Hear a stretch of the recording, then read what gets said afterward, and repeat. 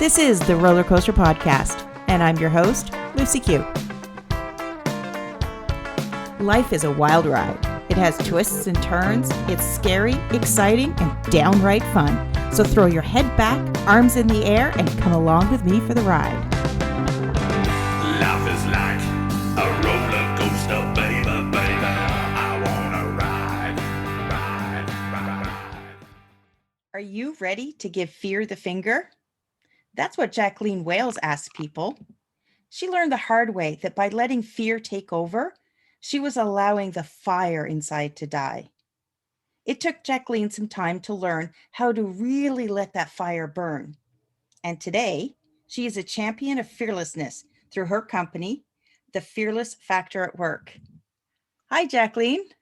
Hi there, Lucy. Nice to be here. This is great. Fearlessness, I think, is such an important topic. And I know we'll have lots to discuss, but I want to start off by asking you, what was your life like before you figured out how to let your fire burn? Well, I think we can look at it on several levels. You could say low self-esteem, lack of confidence, not feeling like you had any creativity, not feeling like you had any real talents to speak of. Life was a mess, a lot of dysfunctional stuff that people can probably relate to, a lot of drugs, a lot of alcohol, a lot of looking for love in all the wrong places. You name it, I did it. That was life before learning how to get beyond it. And that is something that I can relate to because, I've, like many people, I've been through my own journey. I'm still on my journey. And I can look back now and I can see how those destructive and self-sabotaging patterns were there. And it's a long process for some people to figure out what it takes. What was it that you went through to start to learn how to conquer fear? So for me, it was about children. The first child, I was pregnant when I was 19 and I gave my first child up for adoption at 20. I then got married and I had another child, and it was a marriage that was not designed to last. And the child was really there to replace the first one I gave away. Well, I ended up leaving him with his father and moved from, my journey was from Scotland, where I was born, 16. I left there, went to London, was in London until 1978, which is where I got married and had my second child.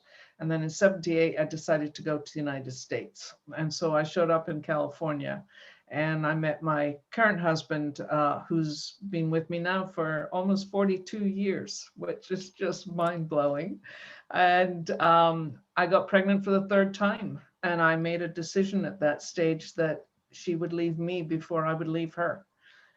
Because after having left two children behind and, long history of a dysfunction, as I said, the turning point was really getting pregnant again and realizing I wanted to make this work. And I also needed to get past my own stuff in order for me to be a healthy individual for this child, because I was not a healthy individual on a lot of levels. And so that began the journey, as you just mentioned. I mean, we're all still on our journey. I like to say we're on our journey until there's a pine box going out the door with you in it. That's it, But until that point, we're all busy with, whatever changes we need to make, whatever enlightenment we need, whatever we choose to finesse in our lives. And so for me, there was a lot of finessing to be done. And so that was really the big turning point. And then from there, I ended up having two more children in my life beyond her. And one was a complete stranger, arrived on my doorstep from Thailand, who was the daughter of my husband. And she came to live with us at the age of 10. And then I had one more after that. So my children have taught me a great deal about showing up for me and showing up for them, and being willing to embrace the depth of the experience of change. So a lot of therapy, I have to say, 10 years therapy, and as well as a whole bunch of other modalities like, body work and coaching, and you name it. There was a whole bunch of, I need to get my head straight. I went into AA for 5 years thinking that I had a drinking problem. Turned out that I didn't have a drinking problem, I had a thinking problem. And so you talk about mindset in your program, you know, and that's really what my work has become, is about helping you transform the thinking and the behavior that accompanies the thinking so that you can be the best version of you and how you can step into your full potential. And it took me a good few years to figure out how to really come through it.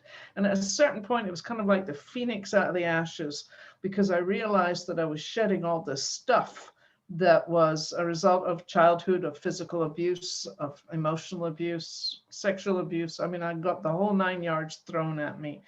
And here's the way I like to think about it at this point in my life.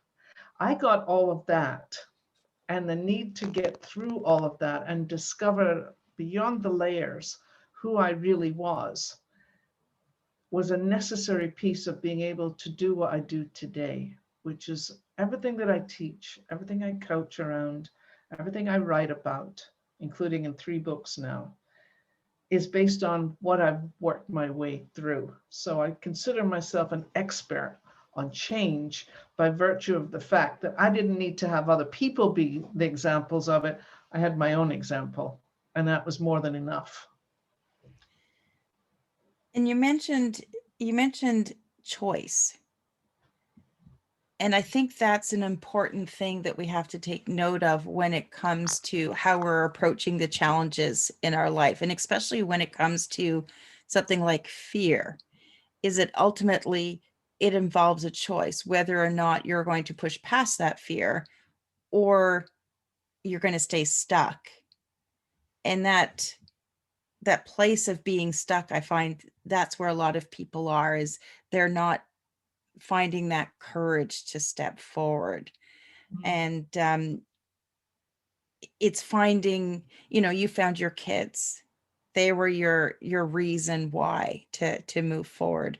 And I have 2 adult children as well. But for me, I think, I was able to start to push forward simply because I was tired of being stuck. Mm-hmm. So, well, that's, yeah. I mean, you probably have a question after this. So what's your question? I was going to say, are you finding that people aren't embracing their fear and pushing past it because they're stuck and they don't know how to move forward?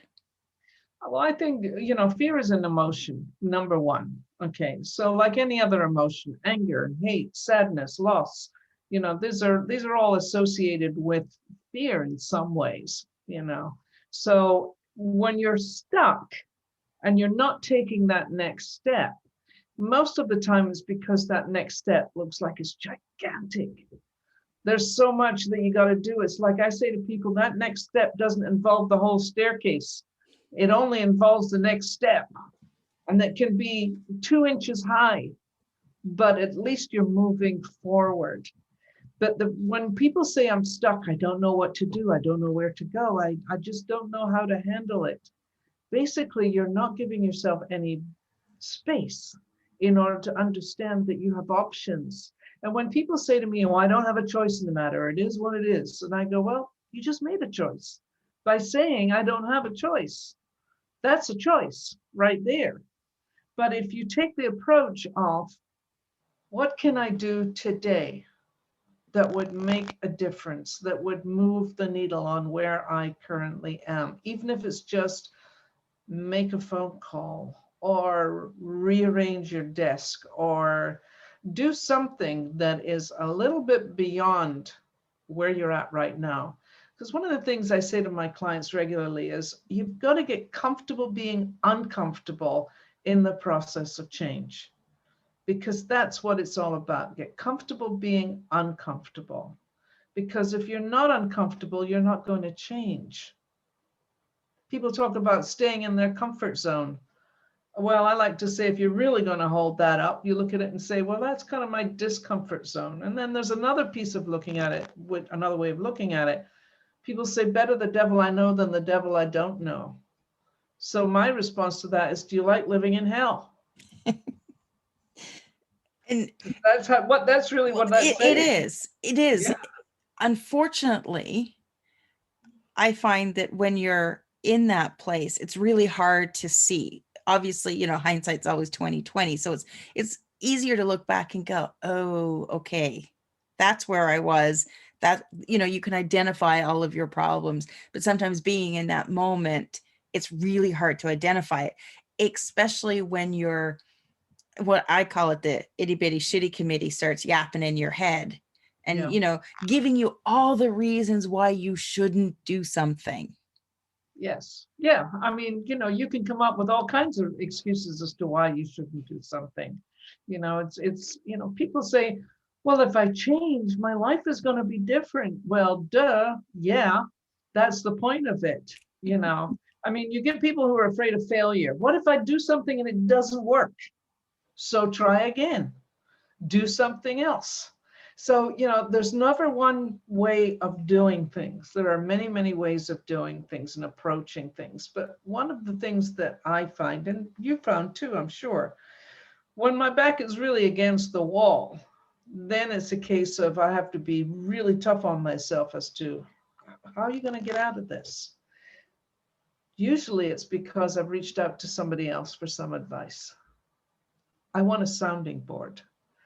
People who are willing, one of the things I say about my work is I'm willing to tell you when you have a bullshit story, because we all have bullshit stories that we tell ourselves. We create these entire narratives of who we are and what we're capable of and where we think we can go, but it's all about playing small. It's all about keeping your head down. One of the things for women specifically is they don't speak up for themselves. Now, for years, I didn't speak up either. People would see me as being fairly big personality, but when it came to the crunch, I wouldn't stand up for myself and I wouldn't say, I don't think that's right. That doesn't work for me. One of the things I say about people who are very approval driven, because I do a lot of behavioral work, when you're very approval driven, i.e., do you like it? Do you need it? Can I be of service to you? Blah, blah, blah. You have to ask yourself, what is that about for yourself? And frequently people who are approval oriented are very big volunteers.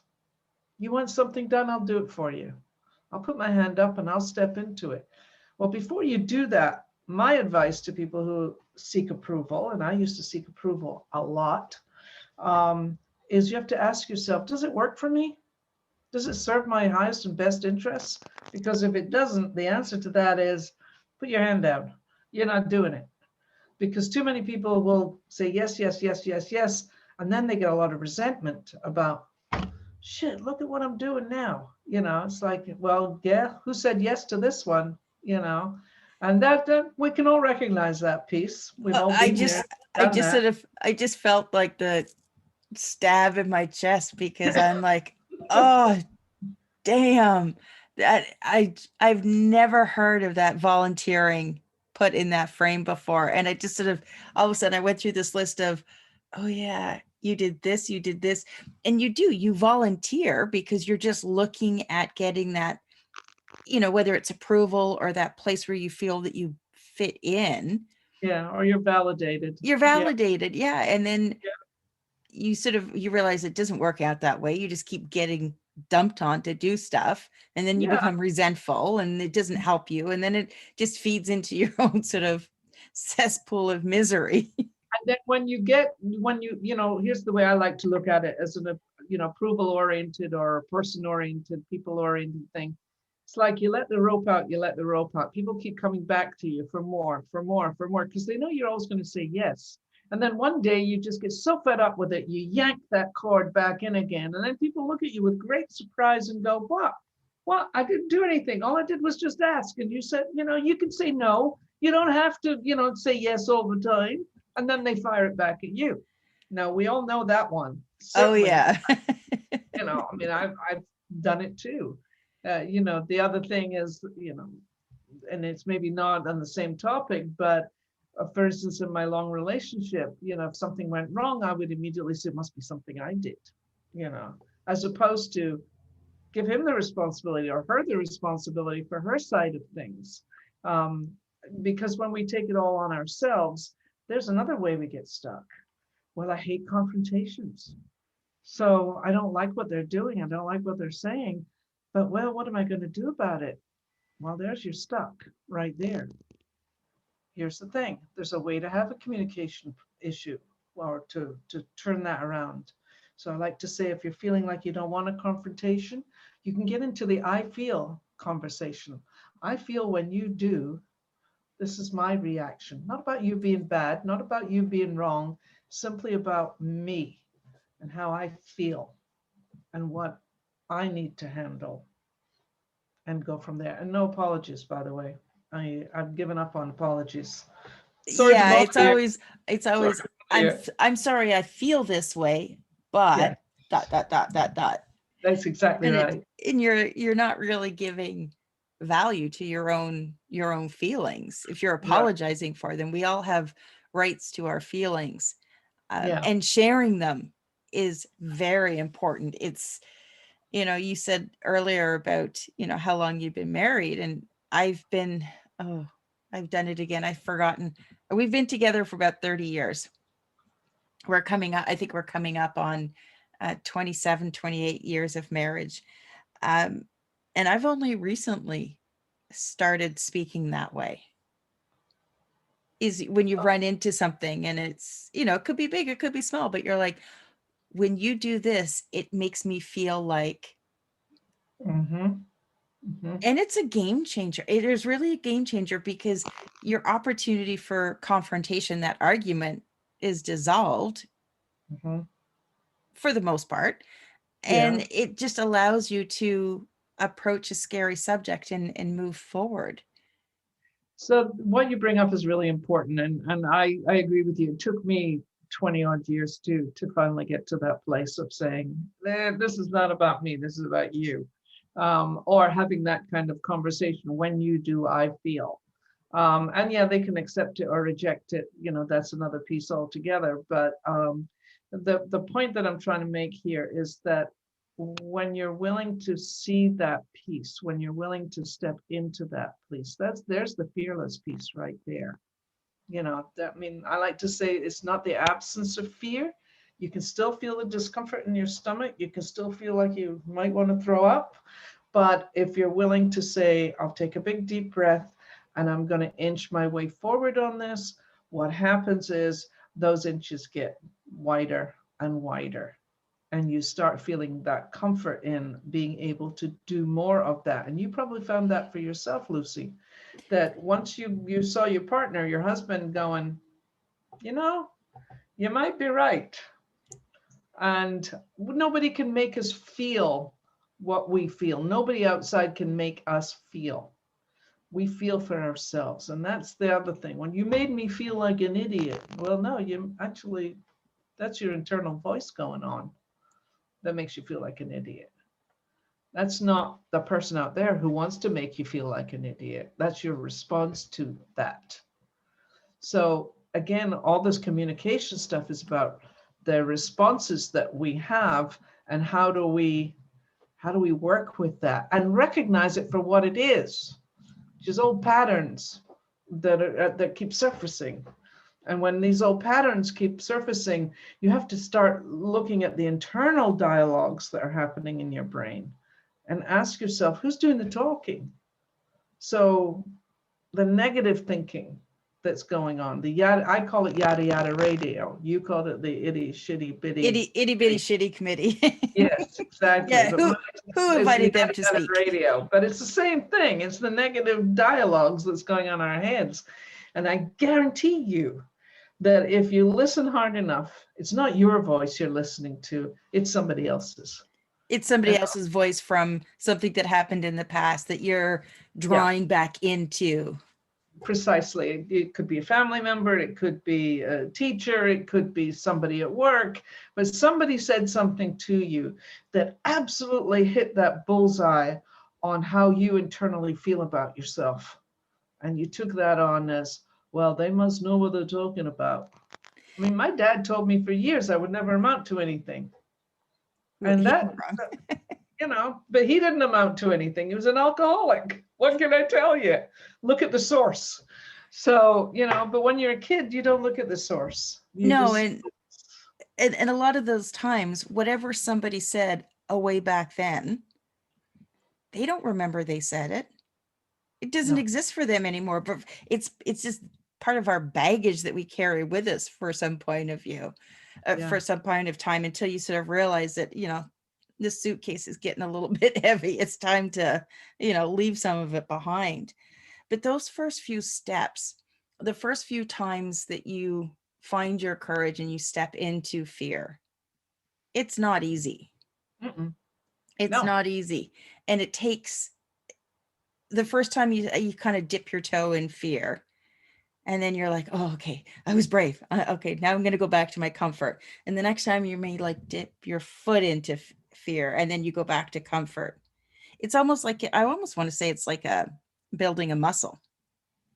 Well, it is. I mean, I talk about it in my book, The Fearless Factor at Work, about building leadership muscles. And I specifically apply it to that, because we're looking at, our self-awareness, our approach to our fears, our communication skills, our ability to trust other people and trust ourselves. That's a big deal as well. Developing empathy for other people. All of these are elements that create a nice, thoughtful, considerate, compassionate human being. We all want to be that, but we're not always there. And if we go back to that person who's always giving, but doesn't know how to receive, that's a big problem too, because you've got to be able to understand what's your boundaries around this. But again, to where we started, which is, when people are stuck in fear, they're basically allowing an old model to run around who they are, what they're capable of, where they can go, playing very small, not speaking up, not having any real presence in the world. And as I said earlier in the call, I had struggled with that for a long time. And people would say to me, but you have such a big personality. You should be out there on a big stage. You should be doing this, that, and the next thing. And I was like, not ready for that yet. Not quite prepared enough yet. Don't have enough tools in the toolbox yet. But really what it was is that I'm not feeling it. I'm not feeling it in order for me to brazenly state whatever I have to state. And I'll tell you, being totally transparent, didn't get there until real recently around what I'm willing to say, and I'm willing to say really loud, which is, I'm pretty damn fearless at this point in time, because I really don't care whether you like it or not. It doesn't matter to me. But if I had said that 10 years ago, I would have said, you're a liar. You do care. You do want people to like you. You do want people to think that you're smart. You do want people to think that you're very professional in what you do. And now I'm like, yeah, I do what I do. I like what I do. I think it makes a difference. If you like it, that's great. And if you don't like it, yeah, it's okay. There's plenty of other people who'll give you what you want. Now, that takes a lot of fearless courage to do that. Well, it does, because you're openly opening yourself up to rejection. And that could come from some of the people that are closest to you, or that you think are the closest to you. Right. But what happens is, and here's the magic in this, when you start being more of who you are, when you are being more authentic about who you are, people learn to respect you in a different way. People actually congratulate you for putting it out there. I'm getting a lot of that. It's like, I really love your fearless thing. I think it's great. I don't have the courage to do that, but I think it's great that you're doing it. Yep. Okay. So again, for the people that don't like what you do, you bless them and you move on. That's it. The world's a big place. There's a lot of people in it. Can't appeal to everybody. So for those that you do appeal to, who want to know about who you are and what you do, these are the people you want to hang on to. These are the people you want to go, you're part of my tribe. Well, and you start to attract those people.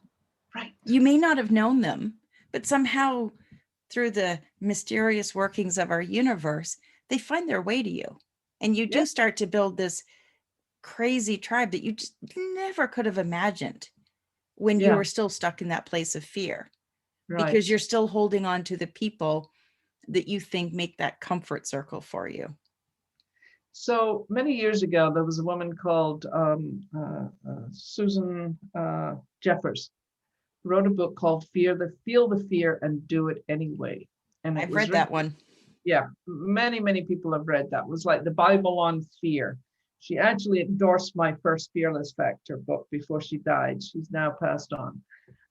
But she said to me at one point, she said, if you're going to quote me correctly. And the thing about fear is our inability to believe that we can handle whatever it is that comes our way. I've added the word believe to this because I think it starts with our beliefs in ourselves, our belief in our abilities, our belief in trusting other people that they will do the right thing by you, which is another big piece for getting past the fear. Am I going to trust that you're going to hold my best interests at heart? Because I hold my best interests at heart. Because I believe that I'm a good, decent human being. And I believe that I have something to give to the world. And because I do, I offer it to you. I have to trust. But that trust that you can handle whatever it is that comes your way, that's a big belief piece right there. And also in that trust, you have to be okay in whatever that result is, Mm-hmm. Mm-hmm. Right. because that person may not have your best interests at heart, and it's going to hurt. But going back to what you said, you're going to be okay. Yeah. It won't kill you. It might make you unhappy for a little while. It might Might make, suck, but yeah, and you might get obsessive about, I could have done that differently. I should have done that differently. I don't know why I went down that road, yada, yada, yada, yada. Okay.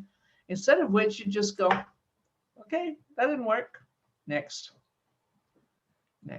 Because we always have choices. And that goes back to your question about choice earlier. We always have choices. Even when you don't make a choice, you made a that choice. is a choice. Saying, Yeah. yeah, not making a decision is a decision. Yes. Yeah. So Jacqueline, how is it that you help people be fearless? So first of all, we try to get down into the real story of who you are. Now, I like to say you're either being the author of your own story or you're living in someone's epic novel. And, the epic novel is filled with drama and filled with dozens of characters, and there's all kinds of stuff going on. But when you're the author of your own story, you get to create the life and the journey that you choose to make. So, but first of all, I got to figure out with you, what's the story? What's the bullshit? And what's the reality? And I'm well known for highly intuitive. I can cut through the stories in a very, very short space of time.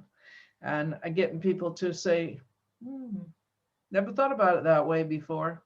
Okay, well, now that you can you change it? And the answer is always yes. So I have, a lot of tools. I've got the Fearless Factor at Work books. I've got programs. I've got all kinds of stuff that's all based on one simple thing.